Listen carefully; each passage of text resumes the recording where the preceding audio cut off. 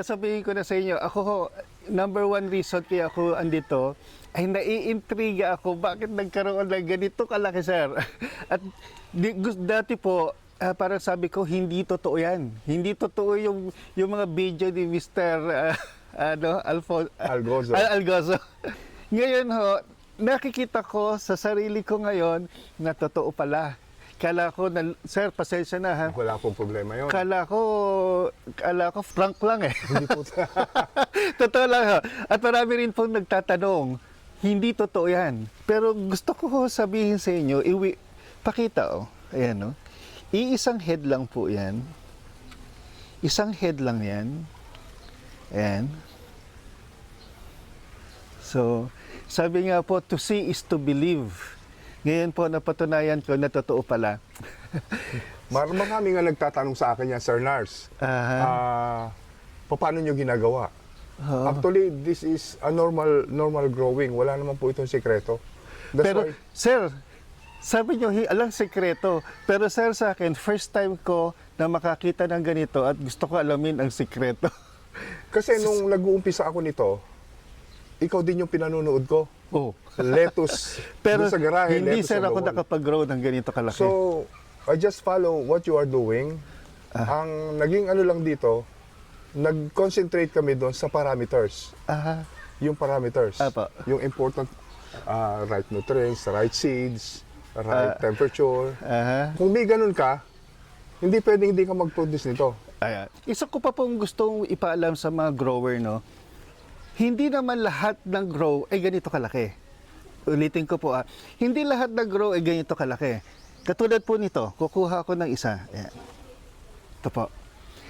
Meron po kasi yung normal na lettuce at meron po yung malaki na lettuce. Yeah. Ito po yung sasabi kong higante na lettuce. Pero ano po ang difference ng pagpapalaki nito at pagpapalaki ng normal? Ayan. Tinanong ko si Sir kanina, ito yung gusto kong malaman. Sir, sabi ko, pag nagpo-produce kayo ng ganito, ilan sarang total heads ng buong farm niyo? This is 15,000 capacity. Then the actual, sir, ay mga ilang heads? Ang Ang actual namin dito, napuproduce namin yung 15,000. Wow! So 15,000 heads. Sa 15,000 heads, sir, mga ilang percent yung ganito kalaki? Say 50%. 50% po. Kaya- kahit na hindi po ganito kalaki, 50% napakalaki po. At ito po, the rest ay 50% ganito kalaki. Ito po yung nakikita natin sa market. Pero sir, napakalaki pa rin. Ayan. Ngayon, ang ano sir nito, Sir Nars, ang population namin, ang capacity talaga namin is 15,000. Pero because of the 50% na malalaki, we could say we are producing 35,000 heads 30. in population, in production. Kasi ang isa nito, pwedeng maging 4.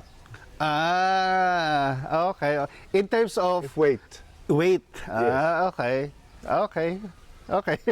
So, ang sinasabi po ni Mr. Algozo, kung ito ay 150 grams, kung ito ay 600 grams, times 4.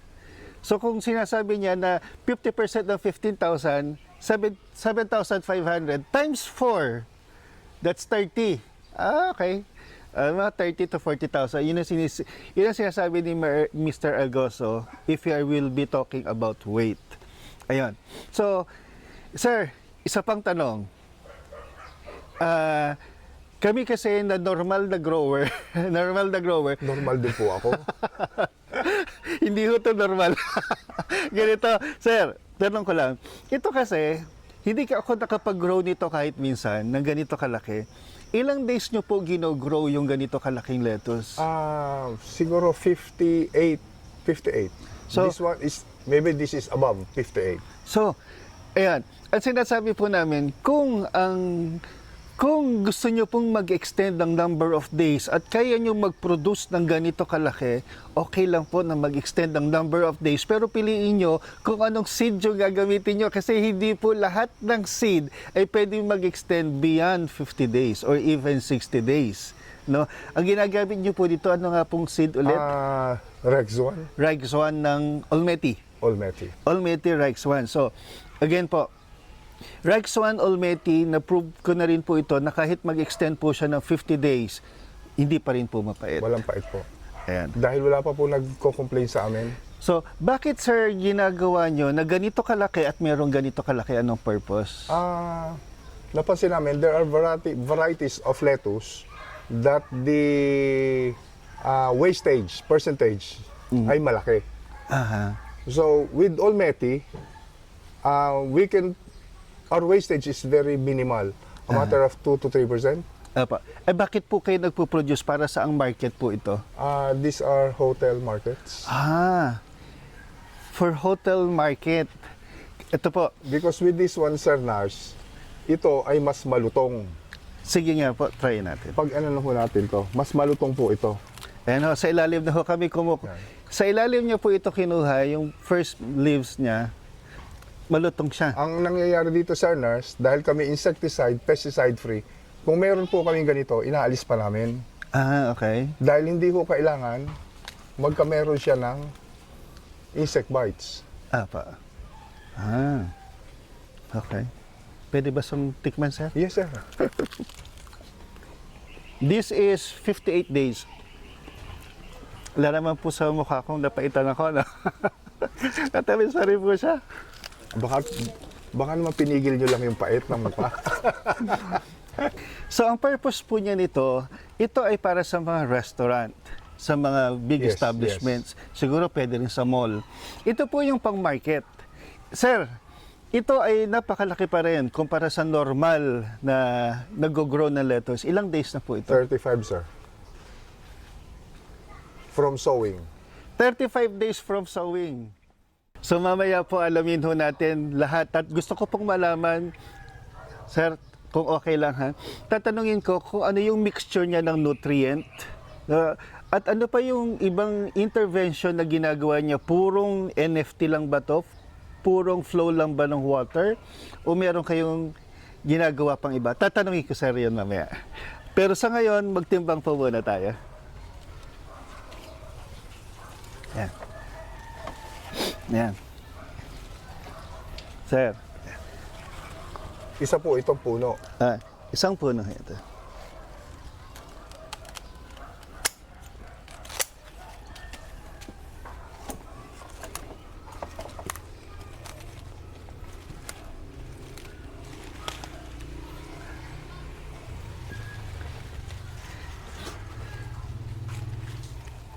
Isang puno lang po yan. Okay pa rin po ang lasa. At timbangan po natin, this is 1 kilo. This is 2 kilos. Yan. 500 grams. So, titimbangin po natin.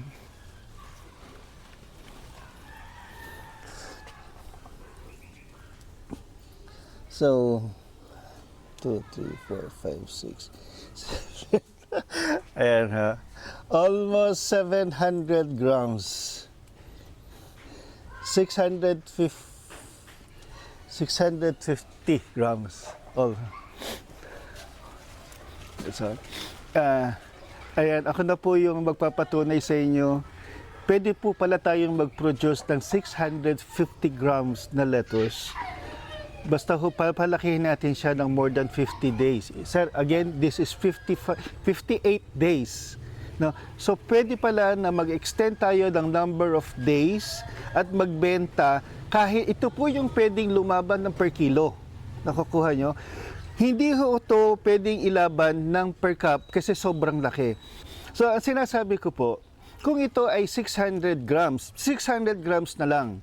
Kung ito ay 600 grams at ibebenta natin per kilo, 600 sa isang kilo, 60%, Kung 200 peso per kilo, lumalagay po ang isang cup ay 120 pesos.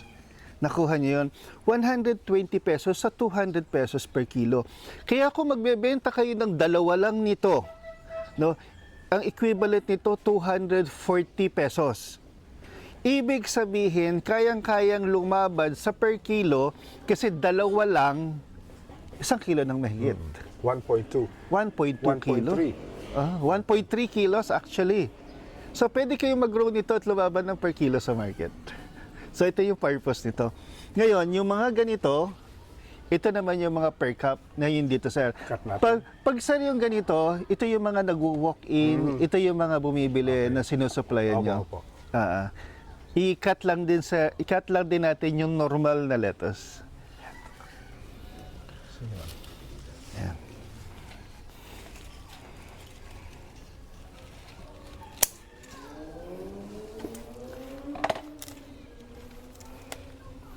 One head lang po. 30, ilang days 35. 35 days. Ayan. 500. 200 grams. 200 grams.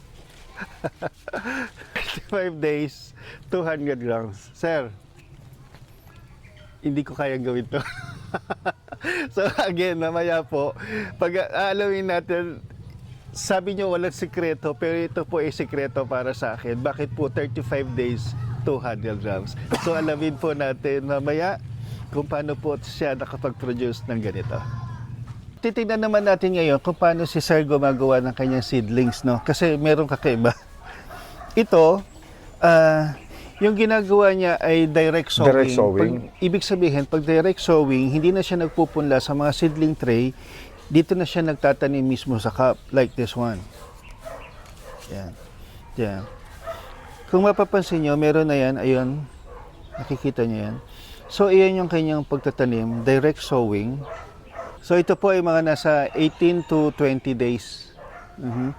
From ganito. So, sir, hindi nyo na pala from seed nakalagay na kagad Sa solution. Nakalagay na agad sa solusyon. Okay. And then nasa araw na rin. So yun yung ginagawa niya. Ang ginagawa niya, kung ito yung seed, tinatabunan lang niya and then nilalagay niya sa water. Pero tingnan niyo yung water. Yan. Yan. Medyo mataas yung water. Half the cup. Almost Half. 2 inches. Ito yung water niya. Yan. So sa seedling niya, kung ako before gumagamit ng 50% o half strength sa mga seedling, siya dahil nakalagay na sa system yung kanyang mga seedlings, kung ano yung nutrient na tatanggap ng malaki, ganun din yung nutrient na tatanggap ng maliit. So pwede rin natin gamitin na pare-parehas ang nutrient content ng sa seedlings at dun sa mga malalaki na lettuce. Pasensya na sir ha, sabi ko isa ako sa mga nagdududa. Ngayon, na-prove ko na walang milagro ginagawa sa sir. Hindi nila dinodoktor yung kanilang mga pinapakita sa picture, pinapakita sa video. Na-prove ko na po sa sarili ko na totoo po lahat. Nakita ko sa picture, nakita ko sa video. Yung gusto kong malaman, ano ba yung isa sa sekreto? Kasi ang number one contributor syempre dito kung ba't nagkaroon ng ganito kalalaking lettuce ay nutrient solution. Sir, tanong ko lang, para lang din magka-idea yung farmer natin. Sir, ano ba yung nutrient solution? Hindi ba nakakahiya na mag-promote? Hindi, ang gusto ko pong malaman kasi sir, kung ano yung mixture nyo ng NPK, ng magnesium sulfate at saka calcium nitrate. Na yun ang pinaka-importanting component. Iyon yung pinaka-importanting component. Ito po ba ay 1:1? Ito ba ay mas lamang ang calcium nitrate kaysa sa NPK at magnesium sulfate? Ayan. Hindi po ganun. Sinusunod ko lang po kung ano yung recommended ng CFF, which is ang ginagamit ko ay sabihin ko na sir. Sige po, okay Para lang. hindi mahirap. Ang ginagamit ko po dito ay NutriHydro CFF, Commercial Farm Formula. So sa NutriHydro CFF, ito po ay yung NPK na tinatawag, no, nitrogen, phosphorus, potassium. So NPK ay CFF formula ng NutriHydro. So sinusunod nyo lang sir kung ano yung nakasulat doon. Yes po. Ang calcium nitrate nyo, Ang calcium nitrate ko ay Yara. so ang NPK niya ay NutriHydro, ang calcium nitrate niya ay Yara. Sa stock solution po kasi ni NutriHydro ay 220 grams ang NPK and 160 grams ang magnesium sulfate. So 380 grams. Sa stock solution po ng 1 liter. Kung 220 po at saka 160, meaning 380 grams ng NPK at magnesium sulfate. So sa calcium nitrate, sir, ilan ang inclusion nyo per liter sa stock So solution? 400 grams. 400 grams. So 400 grams ang kanyang calcium nitrate using Yara and 220 grams of NPK and 160 grams of magnesium sulfate. So parang 1:1 din sir yun, no? Kasi NPK ay 220, 160 grams ang magnesium sulfate, 380 ang NPK magnesium sulfate, and yung calcium nitrate niya ay 400 grams. So almost 1:1. Marami ko nakikita ng gumagawa nito. Gumamit na rin ako. Ano po ang importansya nito? Malalaman natin kung mayroong insekto sa Insekto loob. po. Anong nasa loob na insekto? Plus, nakaka-capture niya yung mga insect. Pero sir, hindi ba kayo matatalo sa presyo? Magkano ba ang bili niyo rito? Hindi naman siguro, Sir Nars. Magkano ba may idea ba kayo? Parang 80 centavos. Ang ginagawa namin dito, pag marami na siyang nakadikit, dadagdagan ho yan. Magiging ganyan na. Okay. Padidikit. So kapag maraming insekto, dadagdagan lang nila. Pero ang cost po nito ay 80 centavos daw. Kasi 1, 2, 3 plus 4, 12. Safe na sabihin natin na 20 centavos ang additional cost ng ganito per head. Pero malaking tulong po ito. Saan sir kayo bumibili ng ganyan? Sa Lazada. So Lazada lang din. At Shopee, malamang meron din. Sir, yung sa ano niya dito, tuwing kailan kayo nakabukas ang inyong system, ang inyong water pump? Depende yun sa weather.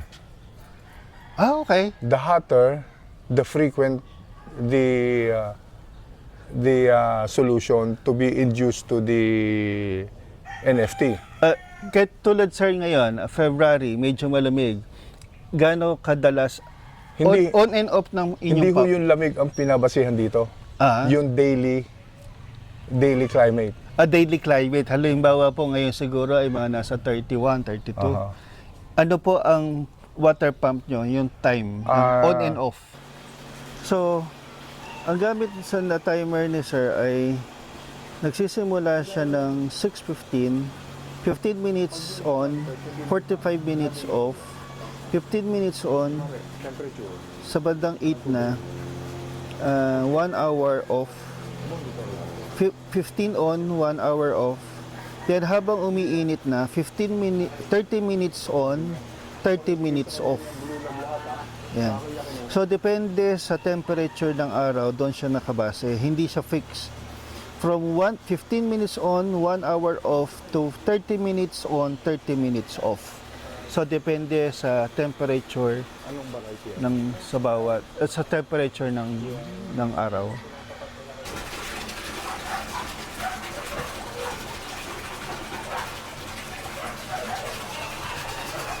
Tapos, Sir Nars, ganito. Sabihin natin hot weather. Pag hot weather, Meron na po kami ditong additional na distribution. Ito na po. nagdadagdag kayo. So hindi lang kapag mainit, may supplement. So, mabilis itong makakuha ng tubig. Pagpunta nun dito, Okay. So kaysa mag-travel yung water doon, pagdating dito, mainit na. so pag mainit, may tulong sa gitna. Dahil mahaba. Tama. So, kung ho yung painit na, pag ho kasi dumudulo na, nauubos na yung oxygen doon sa unahan. Yes. Doon ho kasi nanggagaling yung oxygen. Baka pagdating dito, dahil sa init at sa haba, nauwawala na ng oxygen dahil sa init, Yung dissolved oxygen ho dito ang malaking role. dahil doon sa Para dissolved sa amin. oxygen. So, na-absorb na ng mga unang halaman yung dissolved oxygen. Kaya ang ginagawa ni Sir, meron siyang additional backup dito sa gitna para in case na mainit, yung papunta doon ay nasusupplement ng additional dissolved oxygen dahil baka ubos na doon. Yan. Ewan ko kung meron gawa gano'n, pero maganda po na tip yun. Yan. Meron din po siyang fan na ginagamit na kapag nag 30 degrees na, nag-automatic 30 degrees. Lahat ito, siguro ilan sir ang fan nyo? Bale, 6. So, meron siyang 6 na fan na kapag nag 30 degrees Celsius na siya, umiikot na siya lahat para lumamig yung lugar. Ayan. Para malamigan pa rin yung lettuce. Marami kasi sir nagfo-foliar, meron namang hindi. Yes. Oo. Kayo ba sir naglalagay ng additional na iron? Meron po kami foliar, calcium at magnesium. So hindi siya seaweed extract, Hindi hindi po. siya iron. Hindi po. Anong gamit siya? Calcium at saka magnesium ng Nutrihydrocalmag. Calmag. Oo. Calcium, magnesium, ini-spray ni sir. Okay. Di pa ako nakatry ng Calmag. Ano sir, paano nyo ginagamit yung Calmag? Ang Calmag ay 1 ml per liter, 7 days interval. So gumagamit kayo ng Calmag 1 ml per liter every 7 days. Every 7 days. Okay. Religiously hong ginagawa yun dyan. Umaga sir o hapon? Sa hapon. Mga anong oras sir? 5? Mga 5:30. Mga 5:30. Pagka kulimlim, kahit earlier para madaling matapos ang trabaho 4 o'clock. Okay. So, additional na tip po, gumagamit siya ng calcium, magnesium, true foliar, 1 ml per liter. Ginagawa niya po yan every 7 days ng 5:30 p.m. Yun ang talagang hindi ko isinasala sa schedule. I make sure it's been done religiously. Okay. Kung ho kasi sa ilalim po, ito ay true root feeding. Pag sinabi po nating foliar ay sa leaf feeding po yon. Parang, at bakit po ginagawa ng 5:30, doon po nakabukas yung stomata ng halaman. So kapag ho nag-foliar tayo, nag-feed na po siya sa bottom, sa root, nag-feed pa rin ho siya through leaves. So kaya doble po ang intake ng nutrient ng halaman. Kasi ang calcium ho is an immobile nutrient. Ayan. Since it is immobile, nahihirapan ang roots magtaas. So if you put it directly to the leaves, mas madali hong ma-absorb yung calcium. Iyan ho yung main reason niya kung ba't siya gumagamit ng calcium. Dahil mabigat po yung calcium, mabigat siya. Sabi nga dyan, Immobile siya. So mabigat, pinakamabigat na nutrient yung calcium. So nahihirapan siyang umangat. Tulad dito, ang bilis lumaki. Kapag hindi mo siya nilagyan ng supplement na calcium, dahil sa sobrang bilis niya, magkakaroon siya ng calcium deficiency. So ang ginagawa niya, nagpo-provide siya ng calcium through foliar. Yes, sir. Pero sir, halimbawa, i-harvest natin on the 35th day, kailan kayo nag-stop mag-foliar? Mga 1 week before. So 1 week before, meron siyang natawag doon. Kasi Biocalmag is hindi naman talaga sasabihin, ano pa rin, tawag dito, safe. Safe pa rin. Ayan. So, gumagamit siya ng Biocalmag, pero meron siyang withdrawal period, no? Kung sinabi natin withdrawal period, before harvest, 7 days before harvest, ang kanyang withdrawal period, hindi na siya nag-spray o nagfo-foliar ng Calmag. Tapos matanggal niya siya sa system. At siyempre, matatanggal siya sa system. Pero ang calcium naman kapag, although kahit on the day, mawawala pa rin naman siya sa system within 24 to 48 hours, pwedeng mawala sa system yung Calmag. And So wala na ho kaming iron dito, na dito na ho sa CFF. Lahat.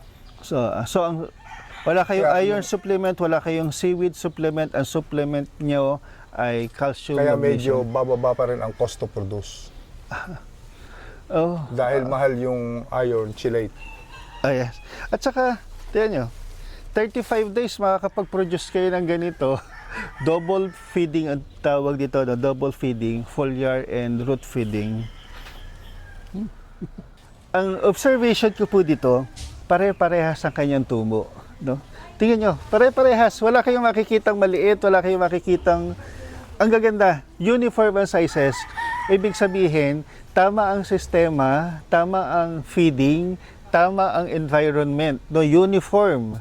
So, basta sabi ko na, flawless.